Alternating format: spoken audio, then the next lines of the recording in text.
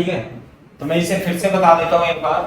North pole और south pole के बीच में एक सॉफ्ट आयरन कोर रखते हैं और सॉफ्ट आयरन कोर पे नंबर ऑफ टर्न्स लपेट देते हैं तो वो कॉइल बन जाती है।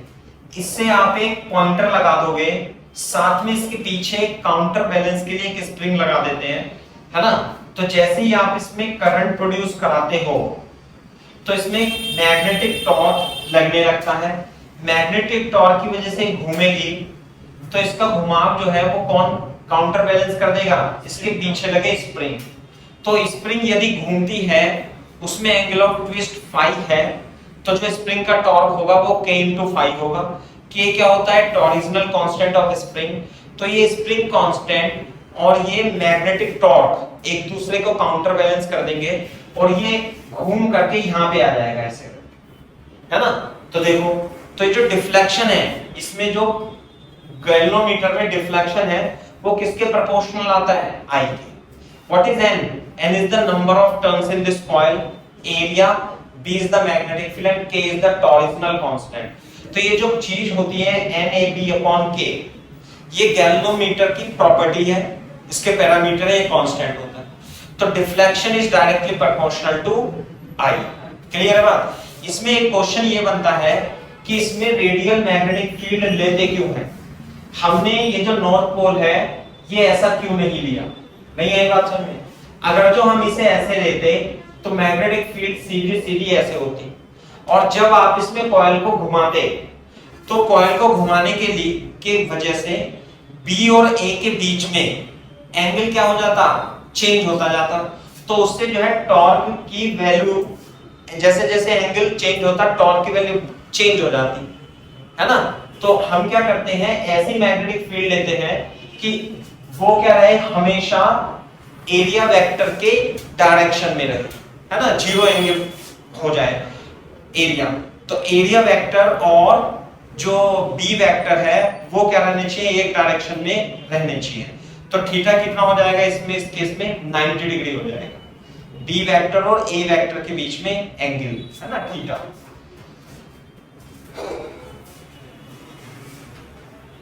मैक्सिमम टॉर्क लगना चाहिए, तो इस वजह से इसमें रेडियल मैग्नेटिक फील्ड हम ले लेते हैं।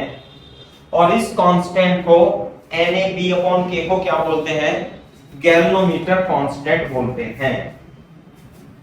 क्या बोलते हैं भाई, गैल्वेनोमीटर कांस्टेंट।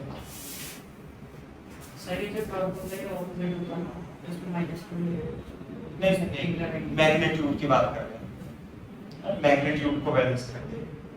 ये क्या है, गैल्वेनोमीटर कांस्टेंट। क्लियर है क्या बात। तो देखो, deflection phi upon I is equal to NAB/K is equal to constant. Clear है क्या बात, है ना। तो deflection, what is galvanometer constant, deflection per unit current क्या होगा, G की वैल्यू से, तो G को बोले G, what is G, deflection per unit, deflection per unit current is called galvanometer constant.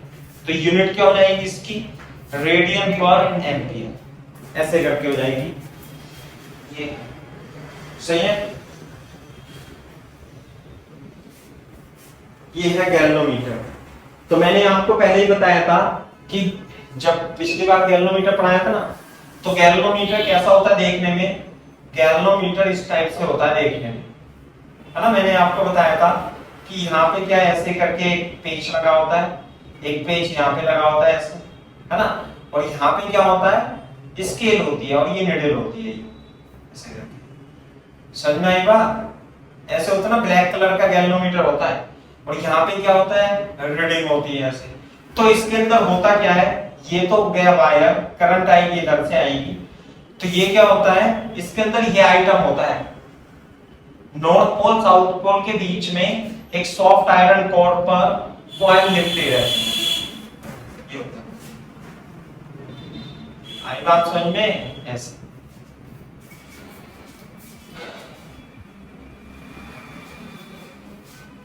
This the galvanometer coil.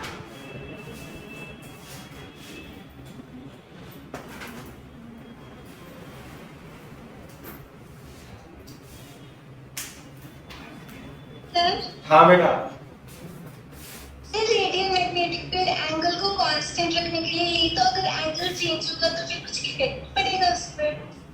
नहीं, angle कौन सा एंगल? थीटा। हाँ, थीटा 90 डिग्री होता है इसमें हमेशा, है ना। वो रेडियल इस तरीके से लेते हैं कि कोई सी ना कोई सी मैग्नेटिक फील्ड उसके परपेंडिकुलर होती है। एक्चुअली जैसे मान लिया आपने ले लिया ऐसे, अभी तो एरिया वेक्टर क्या है इसमें ऐसे है मान लिया, है ना। जब ये कॉइल घूमेगी ऐसे करके, कॉइल घूमेगी तो उसके बी के बीच में, और फिर मान ले बी ऐसे है तो ए के बीच में एंगल थीटा हो जाएगा, तो चेंज हो जाएगा ना एंगल, समझ में आएगा बात। तो फिर ये जो है, जो टॉर्क था वो मैक्सिमम टॉर्क नहीं लगेगा, NIAB sin थीटा, वो भी चेंज होता रहेगा। तो ये चेंज ना हो इसलिए जब ये कॉइल जो है ऐसे होगी तब ये मैग्नेटिक फील्ड ये वाली काम करेगी इसके लिए, आई बात समझ में। तब ये थोड़ा सा और घूम जाएगा, अगर ये और घूम गई कॉइल तो फिर ये मैग्नेटिक फील्ड काम करेंगे इसके लिए, आई बात समझ में। तो हमेशा कोई ना कोई सी मैग्नेटिक फील्ड उसके परपेंडिकुलर होती है, क्लियर है क्या बात। तो इसलिए लेते हैं। दूसरा, ज्यादा इसमें समझने की जरूरत नहीं है, बस आप ये याद रख सकते हो कि इस थीटा को रिमूव करने की वजह से ये रेडियली मैग्नेटिक फील्ड लेते हैं, 90 डिग्री रहता है बस, इससे ज्यादा आपसे कोई नहीं पूछेगा इसमें, है ना। तो ये है हमारा गैल्वेनोमीटर। नहीं तो जेई से नहीं हटा, बोर्ड में आएगा नहीं।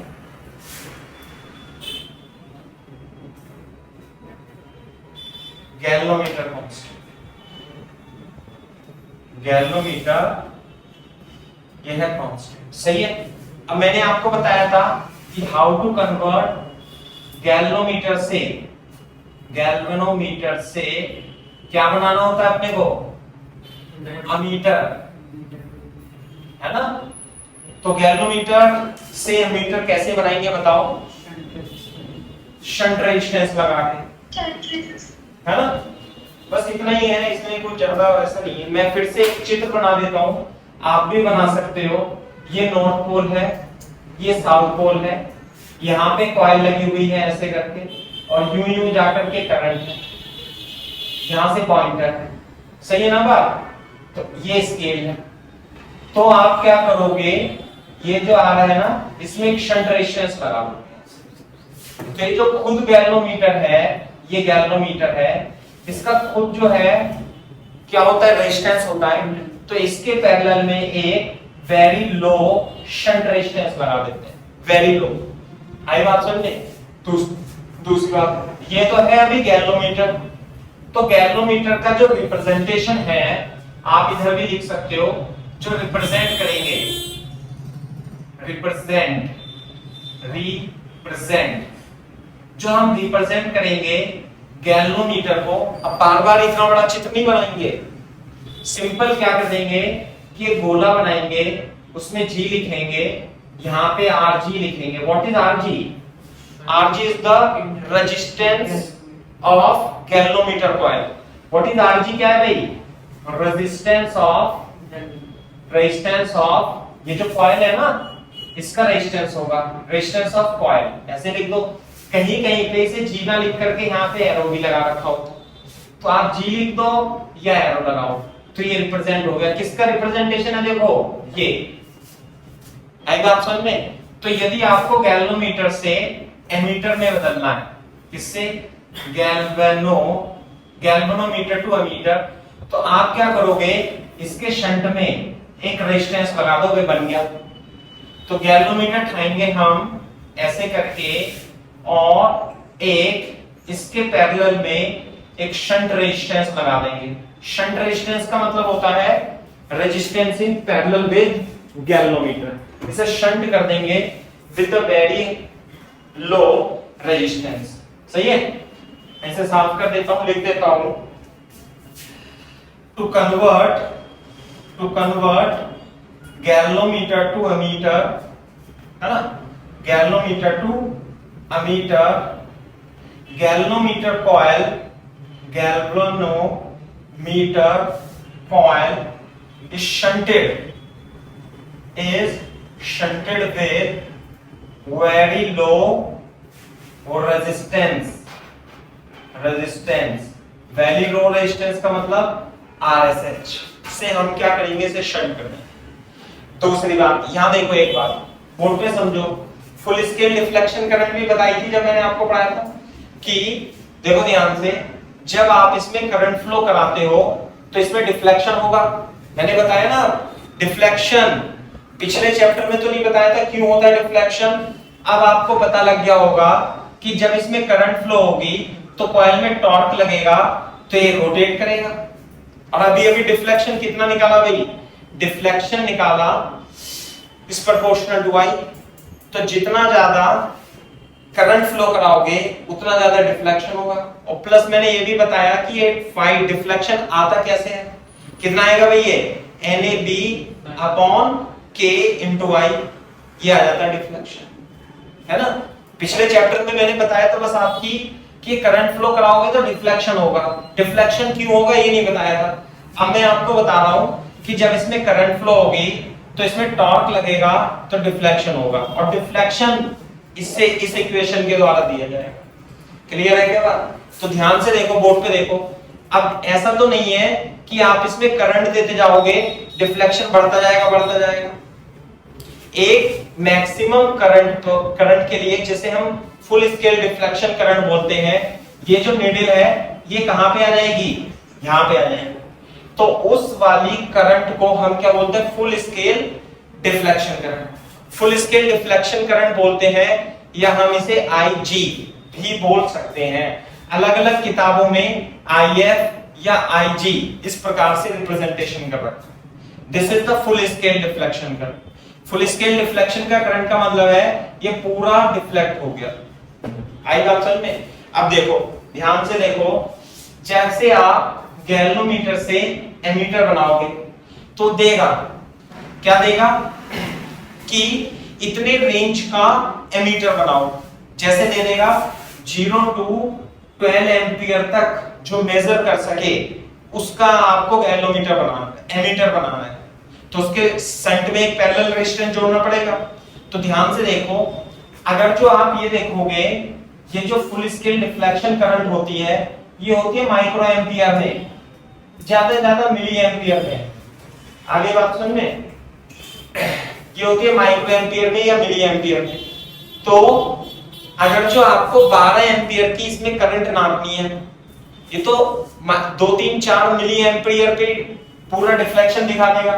तो हम क्या करेंगे, इसके पैरेलल में जोड़ देंगे।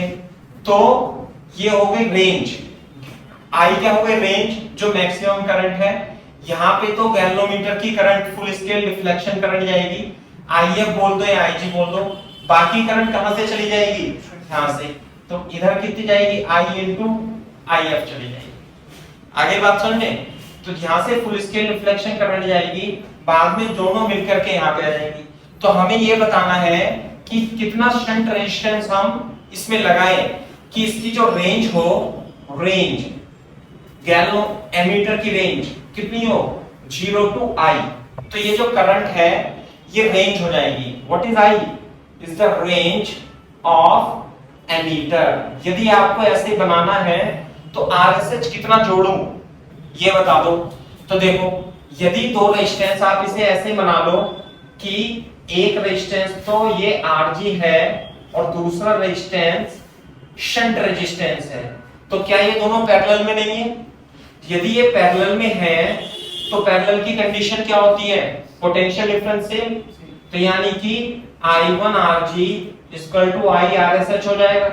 क्लियर है क्या बात? तो I1 तो यहाँ पे क्या है, IF, और ये है I माइनस IF। तो इसलिए ऐसे लिखेंगे, since RG and RSH are in parallel. इसलिए IF into RG is equal to I F minus sorry I minus I F into R S. Clear है क्या बात? तो बोर्ड पे देखो, ये तो सब रफ का काम है, रफ का। आप इसे रफ में नोट कर लेना, है ना, ये इधर से नोट कर लेना ऐसे। तो जो शंट रेजिस्टेंस है बेटा वो कितना आएगा? वो आएगा I F upon I minus I F into R G. ये तो इतना शंट रेजिस्टेंस जोड़ना पड़ेगा आपको, तो बन जाएगा एमीटर।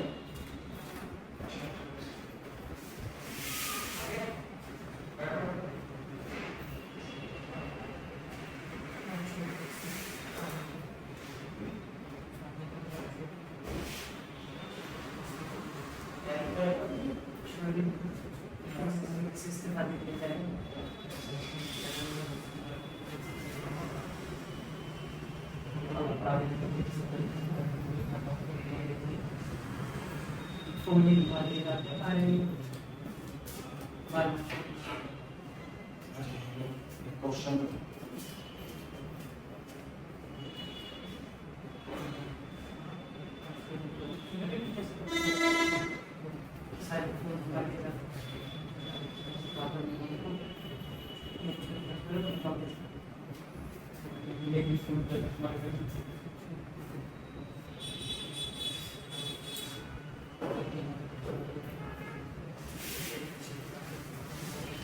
कॉपी कर लो।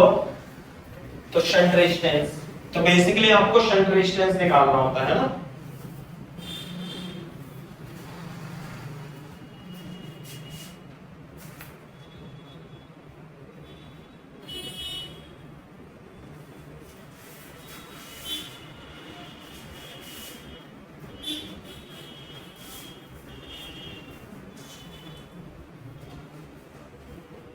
जब कॉपी कर लो तो बता देना भाई।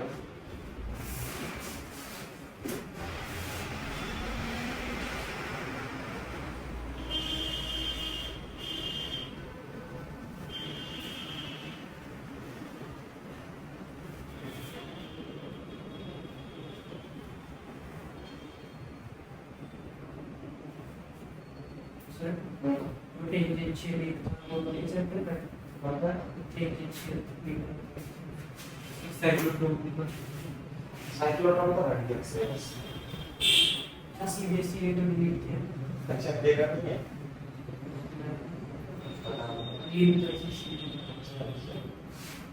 साइक्लोट्रॉन से कुछ आ सकता है, बता दो। हाँ भाई कॉपी कर लिया बच्चों।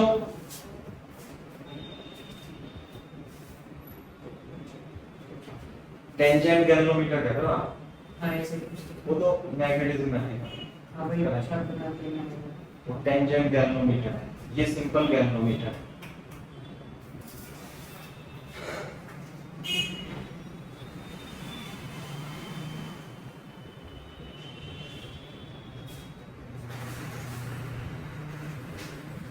कॉपी कर लो भाई फटाफट तेजी से।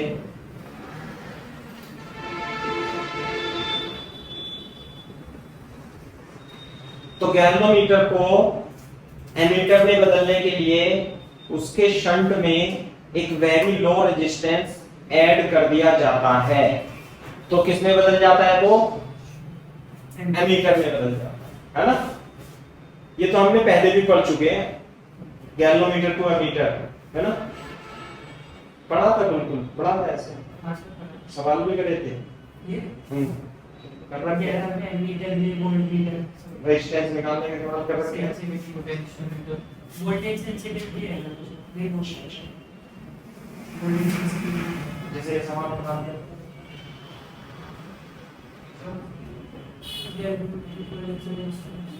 हम सब करा रहे हैं है ना।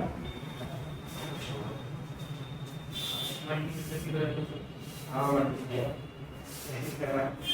इन्होंने बहुत बड़े बड़े सवाल कराए, मैं बोल दिया करा दो।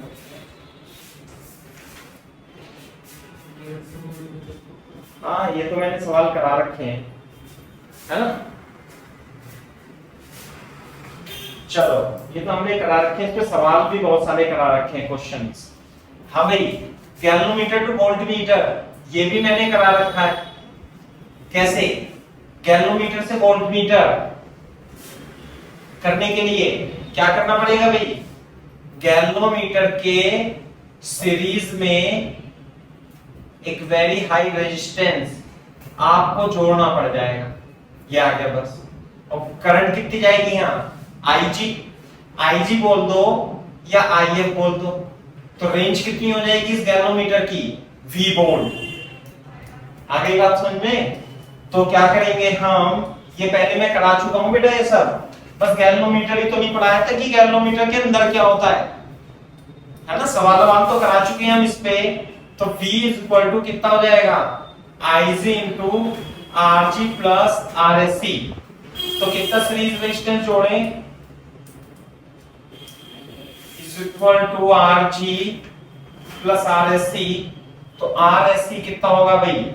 V upon Ig minus Rg। इतना जोड़े, ऐसे लिख देंगे very high resistance is added in series with galvanometer coil। बस ये सवाल कर रखे थे हमने इसमें, सवाल तो बहुत सारे कर रखे। वोल्टेज सेंसिटिविटी और करंट सेंसिटिविटी करा रखी थी नहीं? चलो मैं बता देता हूं, कॉपी कर लो इसे। करंट सेंसिटिविटी और वोल्टेज सेंसिटिविटी भी करा देता हूं।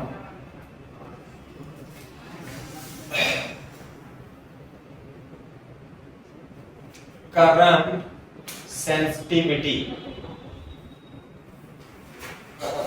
Plus voltage sensitivity.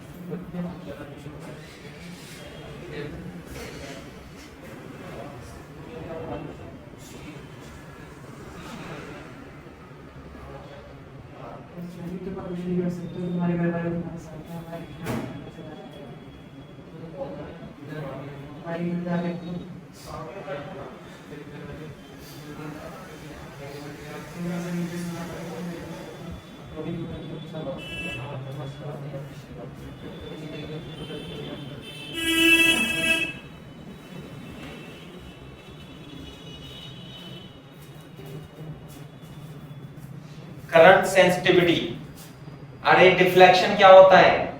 NAD upon K into I होता है, ये तो होता है डिफ्लेक्शन। तो डिफ्लेक्शन पर यूनिट करंट है ना, क्या होता है current sensitivity? Define the deflection CS बोल दो। CS is define as deflection per unit current, deflection per unit current, that is phi upon I, और ये क्या हो जाएगा? NAB upon K। यही क्या कहलाती है? करंट सेंसिटिविटी कहलाती है। आगे क्या बात समझ में?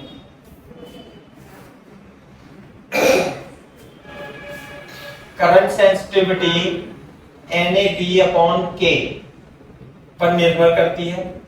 जनरली ऐसे लिख लेंगे इंपॉर्टेंट पॉइंट बना के, generally it is increased by increasing number of turns capital N in the coil. एक नंबर का क्वेश्चन बन सकता है कि गैल्वेनोमीटर की सेंसिटिविटी कैसे बढ़ाई जा सकती है, तो नंबर ऑफ टर्न्स बढ़ा देंगे, करंट सेंसिटिविटी बढ़ जाएगी, है ना। नंबर ऑफ टर्न्स बढ़ा देंगे, करंट सेंसिटिविटी बढ़ जाएगी। Generally it is increase by number of turns in the coil. जो कॉइल लपेट रखी थी ना हमने इस पे, ये जो कॉइल थी, इसमें नंबर ऑफ टर्न्स बढ़ा देंगे तो करंट सेंसिटिविटी बढ़ जाती है।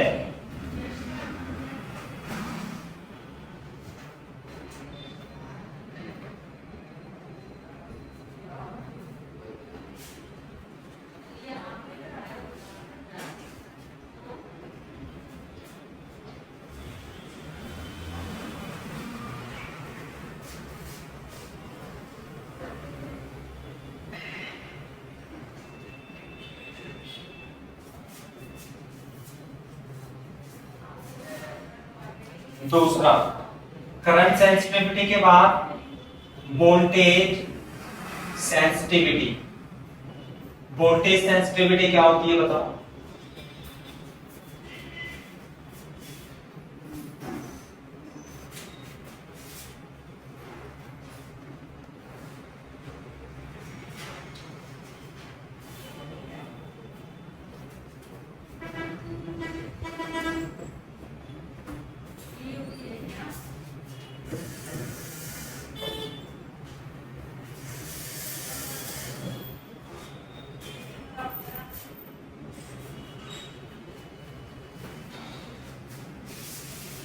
हाँ भाई, deflection per unit voltage, deflection per unit voltage is known as voltage sensitivity. voltage sensitivity deflection per unit voltage। तो डिफ्लेक्शन कितना होता है? डिफ्लेक्शन तो NAP upon K into I होता है और B से डिवाइड करते हैं। तो यदि इसमें जैसे कॉइल थी ना ये, यदि आप इसमें करंट I फ्लो कराते हो, है ना, करंट I फ्लो कराते हो ऐसे करके, ये तो ऐसे घूमेगी, तो इसका रेजिस्टेंस Rg नहीं होगा, रेजिस्टेंस Rg। तो यदि आपने यहाँ पे वोल्टेज V लगाया तो V क्या हो जाएगा? V is equal to I into Rg। तो बोर्ड पे देखो, I upon V is equal to 1 upon Rg, है ना। Rg को छोड़ के रेजिस्टेंस लिख लो बस, तो NAP K into 1 upon R, this is the voltage sensitivity। This is the voltage sensitivity।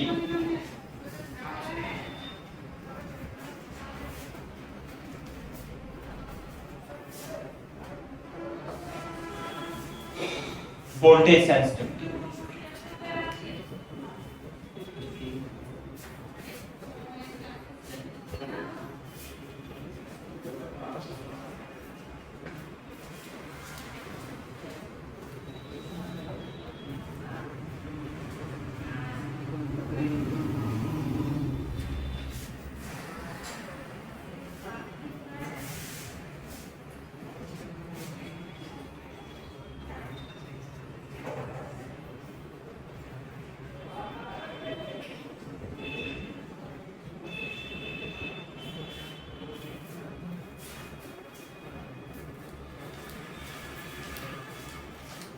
Voltage sensitivity सही है बात। इंपॉर्टेंट पॉइंट ये है कि करंट सेंसिटिविटी तो आप नंबर ऑफ टर्न्स बढ़ाने पर बढ़ा दोगे, लेकिन अगर जो करंट सेंसिटिविटी बढ़ाई आपने नंबर ऑफ टर्न्स बढ़ाकर, तो इसका मतलब ये नहीं है कि वोल्टेज सेंसिटिविटी भी बढ़ जाएगी। आई बात समझ में? पहले मैं लिखा देता हूं, फिर आपसे ही पूछूंगा, आप समझाना। लिख देना इंपॉर्टेंट नोट, है ना, क्या है भाई, by increasing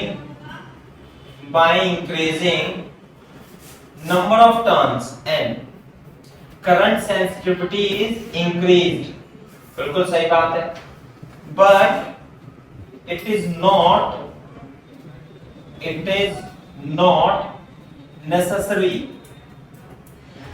that voltage sensitivity will also increase।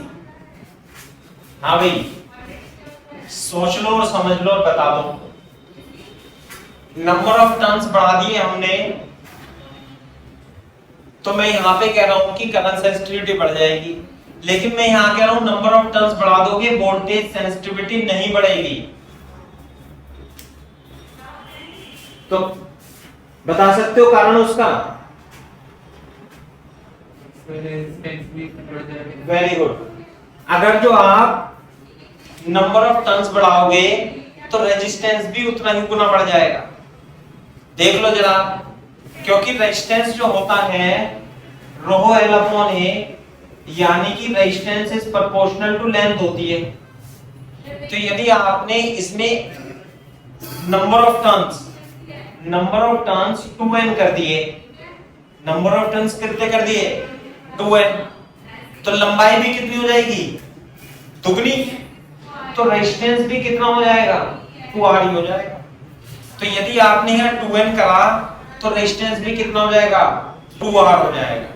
जबकि यहाँ पर ऐसा कोई टर्म नहीं है, तो करंट सेंसिटिविटी तो बढ़ जाती है लेकिन वोल्टेज सेंसिटिविटी में कोई चेंज नहीं होता।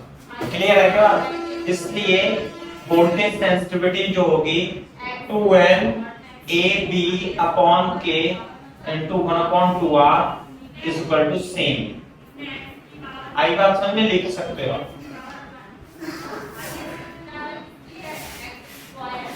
कर लो, कॉपी कर।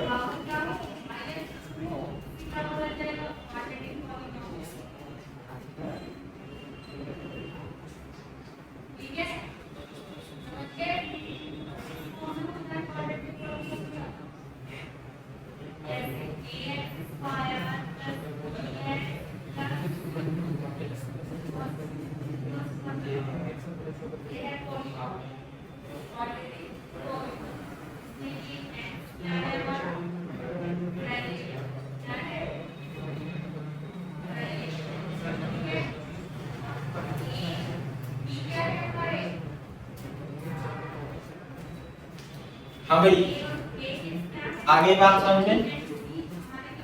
तो ये है, कॉपी कर लो बेटा।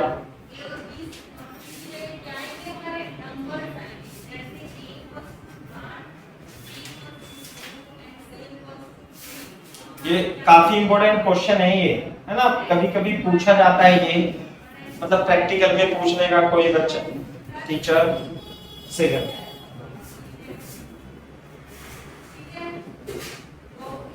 क्या है क्या नहीं?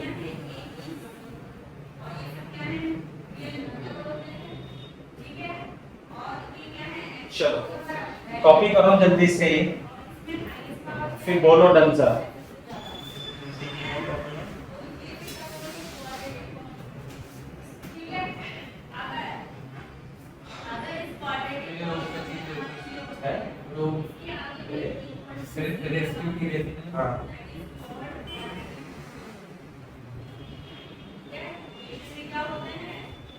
नंबर ऑफ टर्न बढ़ाने से लंबाई बढ़ जाएगी तो रेजिस्टेंस भी उतना ही बढ़ेगा, वोल्टेज सेंसिटिविटी नहीं बढ़ती।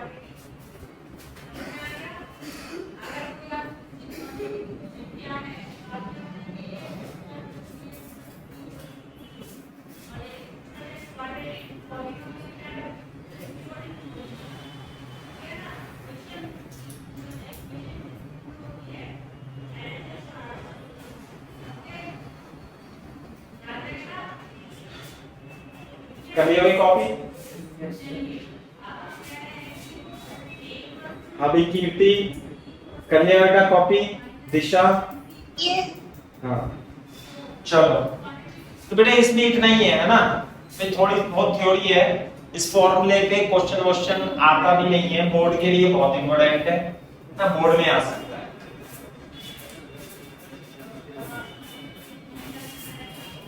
इसे लिख लो बस।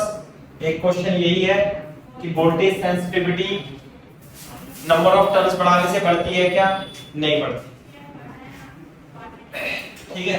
अब एक बीच में आपका एक टॉपिक छूट गया था, है ना, तो मैं उसे कवर कराता हूं अभी, है ना। और टॉपिक का नाम है, अरे क्या टॉपिक है इसका? नहीं, अरे motion of charge particle, motion of helical motion, ऐसे लिख लो, helical motion of charge particle, है ना। ये इंपॉर्टेंट टॉपिक है। ये उस समय गलती से छूट गया वैसे तो, लेकिन जब छूट गया था तो छूट गया था, तो अब करा देंगे, है ना। Helical motion of charge particle in magnetic field, magnetic field. Clear है क्या बात? थोड़ा टफ तो है ही सही, लेकिन आप समझने की कोशिश करोगे तो समझ में आ जाएगा। जैसे कॉपी करो टॉपिक का नाम, फिर मैं करता हूं इसकी प्लानिंग कैसे समझा रहा हूं आपको।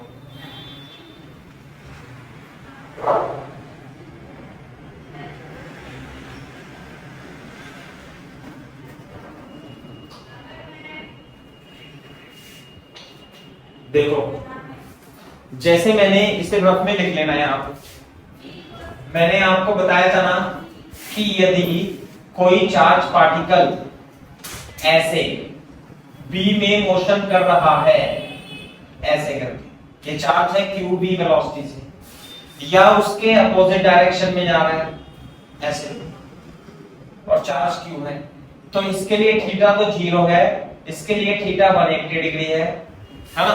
तो जो फोर्स होता है वो QB भी sin थीटा होता है।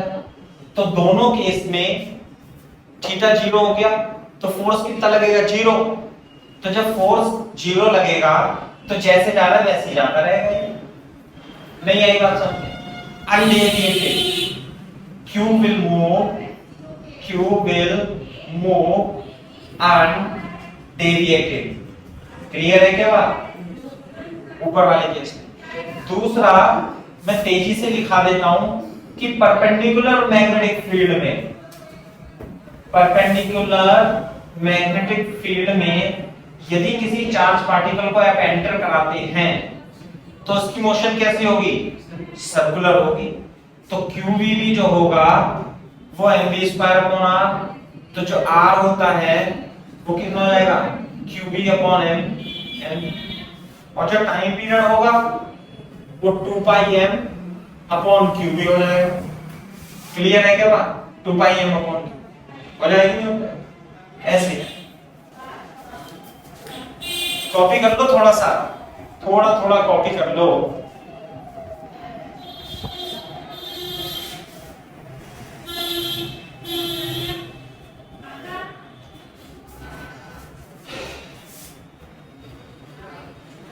आगे भी बात समझ में? अब मैं एक सवाल कराता हूं, पहले आप उसका ही आंसर देना, तभी बात समझ में आएगी। जैसे कि एक क्वेश्चन लिख लो, a particle of specific charge, a particle of specific charge enters in uniform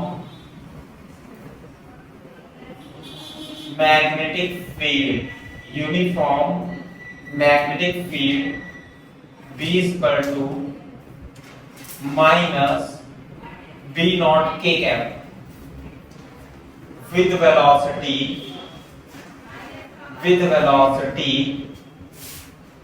vector t is equal to v naught I cap from the origin, find the time dependence time dependence of velocity and position of the particle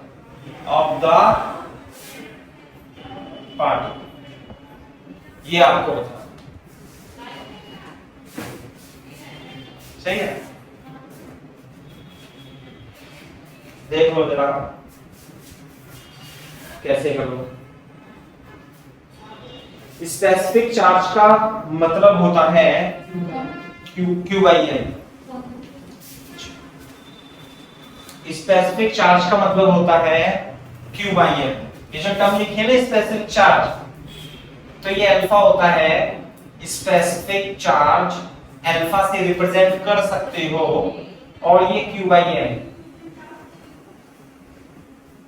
A particle of specific charge, सुनो एक minute, alpha यहां पे ये लिख लेना बेटा, ए particle of specific charge alpha, ये लिख लो अल्फा।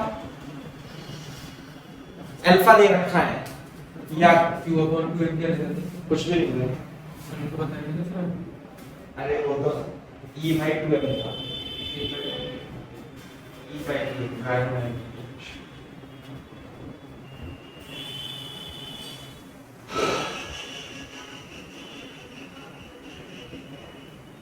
इसमें E चार्ज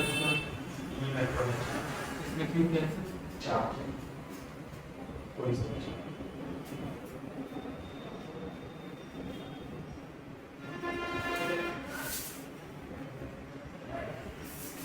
कोई नहीं, आज खत्म नहीं होगा तो कल को खत्म करा देंगे इसे, है ना, क्योंकि ये सवाल कराने जरूरी है। एडवांस के लिए काफी इंपॉर्टेंट है बेटा। ये जो टॉपिक है ये जेईई मेंस के लिए नहीं है, ये एडवांस के लिए है ना। ये जेईई मेंस नीट में नहीं आता, समझे ना। ये एडवांस में आता है, मतलब थोड़ा सा टफ तो है ही सही। देखो जरा ध्यान से किस तरीके की मोशन हो रही है।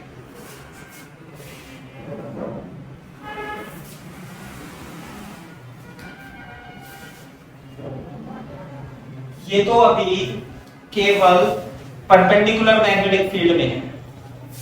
हाँ भाई, मैग्नेटिक फील्ड कैसे है, अंदर की ओर -k, वेलोसिटी है v0 i फ्रॉम ओरिजिन।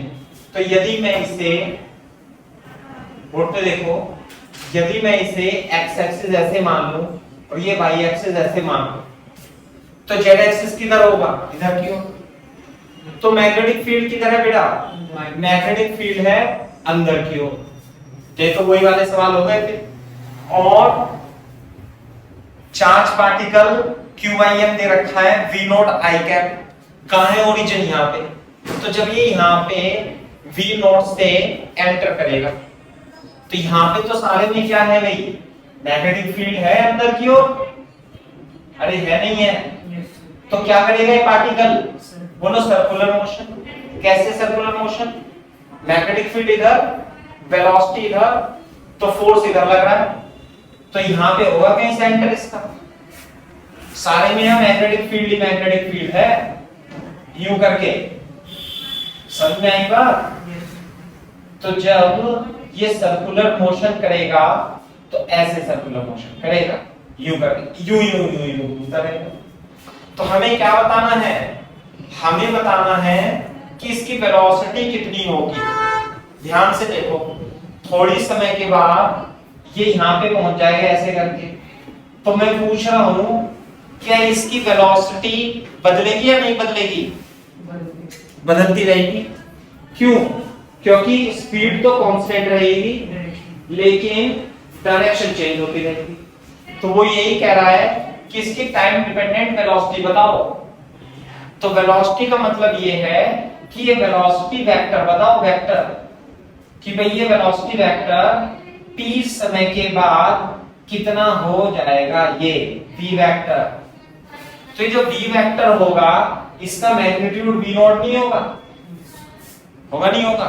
मान लेते हैं t बराबर 0 पर, तो यहां पे था और t बराबर t पर इतना आ गया, तो t बराबर फोर्स तो इधर लगेगा अभी, तो ये एंगल बता सकते हो एंगल कितना घूमेगा, ये थीटा घूम जाएगा। तो क्या ये यूनिफॉर्म सर्कुलर मोशन नहीं है? हाँ है, यूनिफॉर्म सर्कुलर मोशन है नहीं है यूसीएम? भाई charge particle uniform circular motion करता है, तो इसकी स्पीड कितनी है v0, क्लियर है क्या? और रेडियस, कोई रेडियस बता सकता है कितनी होगी? हाँ mv0 अपॉन qb होगी, mv0 अपॉन qb। लेकिन अल्फा दिया हुआ है इसमें, ना q दिया हुआ ना m दिया हुआ, तो हम q बाई m को क्या लिख देंगे? अल्फा। तो जो रेडियस होगी वो v0 अल्फा इनटू b हो जाएगी, एक तो बात ये होगी, क्लियर है क्या बात? दूसरी बात, जब ये यू सर्कुलर मोशन करेगा तो इसकी एंगुलर वेलोसिटी भी होगी कांस्टेंट, नहीं आई बात समझ में? अरे एंगुलर वेलोसिटी भी तो होगी ना इसकी, तो ओमेगा कितना होता है? 2 pi by upon t angular velocity, और t की वैल्यू कितनी होती है भाई? अरे टाइम पीरियड 2 पाई m अपॉन qv0, ये तो होता है। लेकिन q अपॉन m कितना दे रखा है? अल्फा, तो t कितना हो जाएगा? 2 पाई m upon alpha into v0। तो जो इसकी एंगुलर, ये तो हो जाएगी, यहां पे लिख लेते हैं इसे r4 रेडियस, यहां पे लिख लेते हैं एंगुलर स्पीड, ये वेलोसिटी बोल सकते हैं, और 2 पाई अपॉन t, और t is the time period of one revolution, और ये कितना आएगा? 2 पाई t की जगह अल्फा v0 ना, 2 पाई कितना लिखूं? 2 पाई अल्फा v0, तो ओमेगा कितना आ जाएगा? अल्फा। आ गई क्या बात समझ में? अब ध्यान से देखो, क्या ये जो एंगल है ये टाइम का फंक्शन होगा नहीं होगा? हाँ होगा। आफ्टर टाइम t, ये टाइम t जो है ये कितना एंगल घूम चुका होगा बताना? अरे ओमेगा t, नहीं आई बात समझ में? अरे ओमेगा t घूम चुका होगा नहीं होगा? तो ध्यान से देखो, दूसरा चित्र बनाना यहां पर, और ये सर्कुलर मोशन ऐसे कर रहा है, और इसकी वेलोसिटी वेक्टर v होगी, मैग्नीट्यूड तो v0 ही होगा। देखो ये थीटा एंगल है ना, तो ये एंगल कितना होगा? थीटा, ये 90 माइनस थीटा, तो क्या ये थीटा होगा नहीं होगा? तुम सोच के बताओ जरा, अरे बोलो, एक मिनट, यू करके, ये थीटा है, ये थीटा होगा, ये 90 माइनस थीटा, और ये थीटा होगा, बोलो। तो इस पॉइंट पर ये तो t बराबर 0 हो गया, या t बराबर t पर एक तो ये होगा v0 cos थीटा, और ये वाला वेक्टर क्या होगा? v0 sin theta. तो वेलोसिटी v वेक्टर जो होगा, v vector at time t, velocity vector will be equal to v0 cos theta I cap, v0 sin theta j cap। नहीं है सर? अरे ये तो x एक्सिस में है ना, ये y एक्सिस में है, तो हमें तो वेलोसिटी निकालनी थी, स्पीड नहीं। स्पीड तो इसका मोड कर दोगे तो v0 ही आ जाएगी, लेकिन वो तो टाइम डिपेंडेंट स्पीड वेलोसिटी पूछ रहा है। दूसरी बात, थीटा कितना था भाई? ओमेगा टी, और ओमेगा कितना था? अल्फा v0 टी, तो ये आ गया थीटा। आई बात समझ में? रेडियस की अभी जरूरत नहीं पड़ी तो पड़ जाएगी। तो जो वेलोसिटी वेक्टर होगा v0 कॉमन लेके थीटा की जगह क्या रखेंगे? Alpha v0 t cap i vector sine alpha v0 t j vector metre पर second is the time dependent velocity. ये है, this is the time dependent velocity. Copy कर लो तेजी से। जेई मेंस के लिए तो बिल्कुल नहीं है, एडवांस के लिए है भाई। टाइम के साथ वेलोसिटी बढ़ती जाएगी। वेलोसिटी बढ़ना बैठना नहीं, हाँ स्पीड सेम रहेगा उसका बैंड।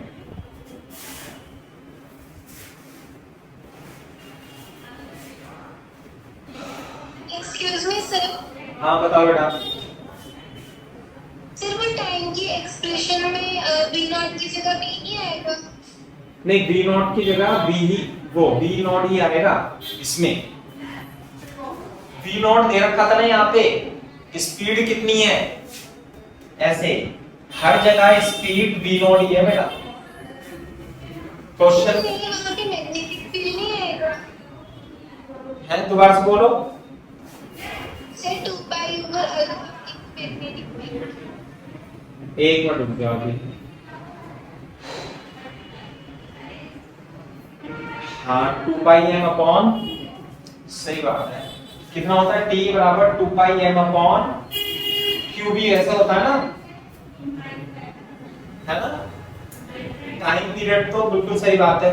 यहाँ पे देखो भाई t is equal to 2 pi M upon Q भी होता है ऐसे b, तो ये b आएगा यहाँ पे, यहाँ पे आएगा b, सही है भाई बात, सब जगह b कर लो। यहाँ पे कितना आएगा b, 2 pi upon alpha B, alpha B, alpha B. Very good, thank you, आपने बता दिया तो सही, नहीं तो सब ऐसे ही लिखते रहते हैं। बी टी है ना भाई, ये आएगा बी आएगा, ये आएगा बी आएगा। T is equal to 2 pi M upon Q B होता है, ठीक है भाई। चलो सही कर लो, करेक्ट कर लो, बाकी तो सही है।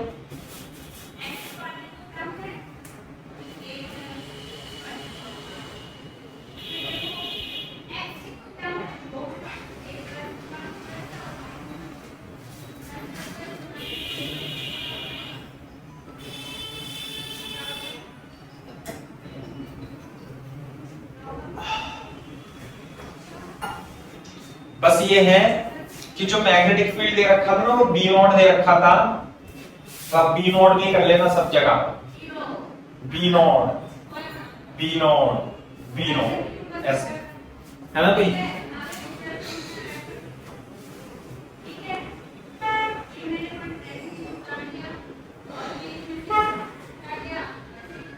आज तो नहीं हो पाएगा, तो ये सब कहीं कहीं हो पाएगा।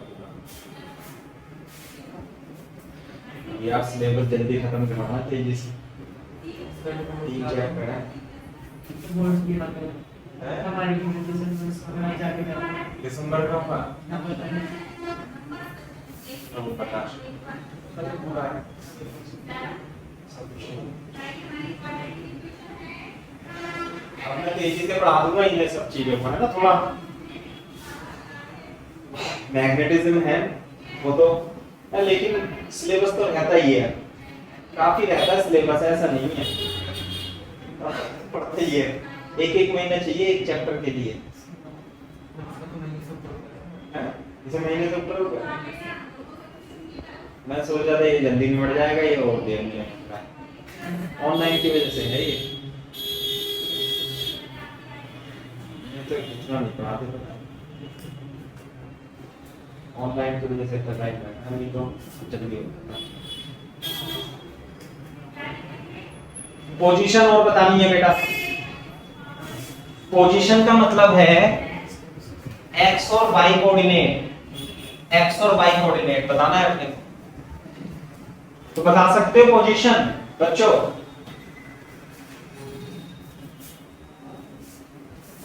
मैं इसे साफ करता हूं, जल्दी से बताओ। कीर्ति, खुशी बताओ बेटा, कॉपी कर लिया?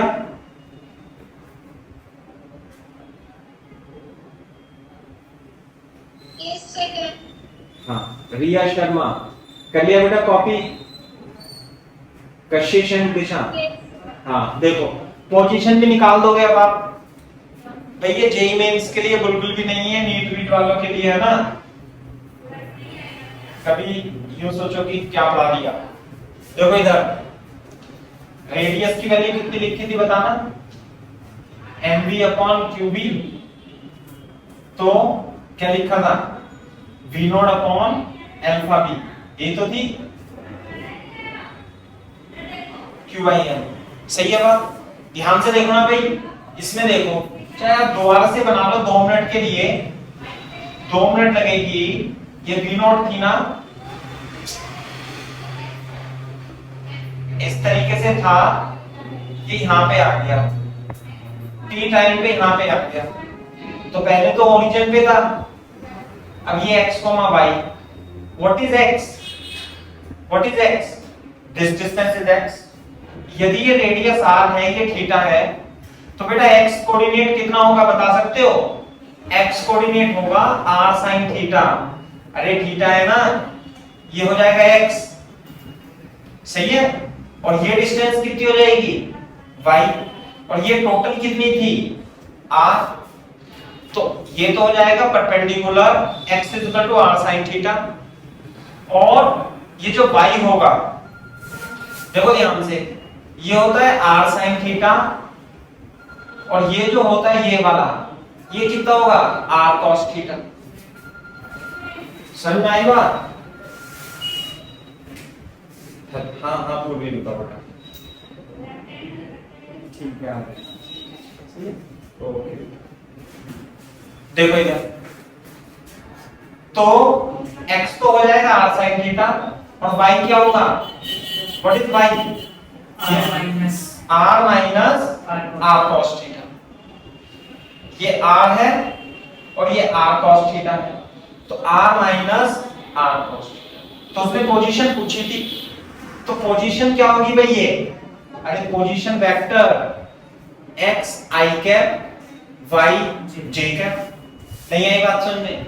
पोजीशन जो होती है ये होता है r वेक्टर, ओरिजिन को इस पॉइंट P से मिलाने वाला वेक्टर जो होगा वो क्या कहलाएगा, position vector, this is y।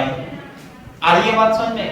तो x, what is x, r sin theta, what is y, r 1 minus cos theta j cap, और जो रेडियस है r sin theta i cap plus 1 minus cos theta j cap, r की जगह क्या लिख दूंगा, v not alpha b not, तो magnetic field है, सही है बात, और साइन थीटा की जगह क्या लिखूंगा भाई, थीटा की जगह लिख दूंगा omega t i cap plus 1 minus cos omega t j cap, और ओमेगा की जगह क्या लिखूंगा, ओमेगा की जगह अल्फा b नॉट, बस यहीं तक लिख देते हैं, this is the position vector.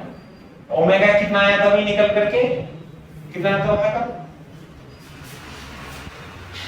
Alpha b not, भाई ये है पोजीशन, पूरा लिख दो, ज्यादा लिखना है तो अपने को, है ना, जो पोजीशन होगा as a function of time t, यहां पे लिख देंगे position as a function of time t upon alpha b not sin alpha b not t i cap 1 minus cos alpha b not t j cap. Clear है क्या बात भाई? ऐसे, तो this is the position of a particle as a function of time t। फटाफट copy करो तेजी से, वेलोसिटी में क्या होता है, वेलोसिटी का लिखा होता है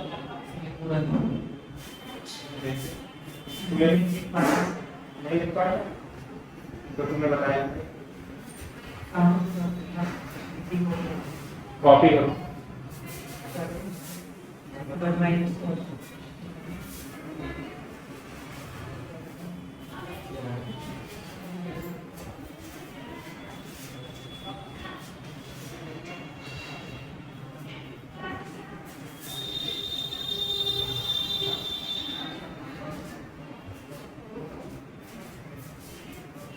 ये रिकॉर्डिंग हो गई। चलो आज का ज्यादा अच्छा होता है। So revising. सब इसको क्या सॉल्व चलता है, ये भी पढ़ाया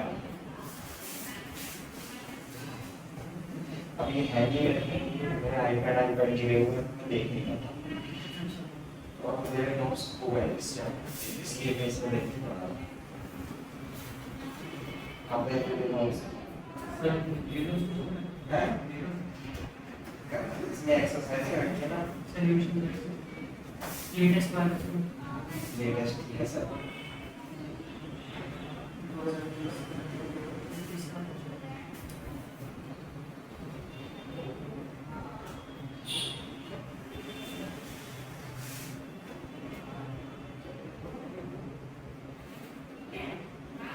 कॉपी कर लो भाई, लिख भी पाएंगे को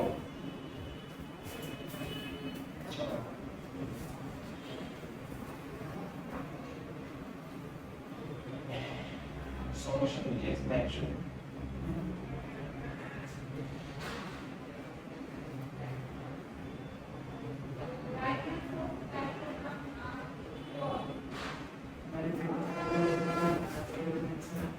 है क्या कर Say displacements we are letting that go.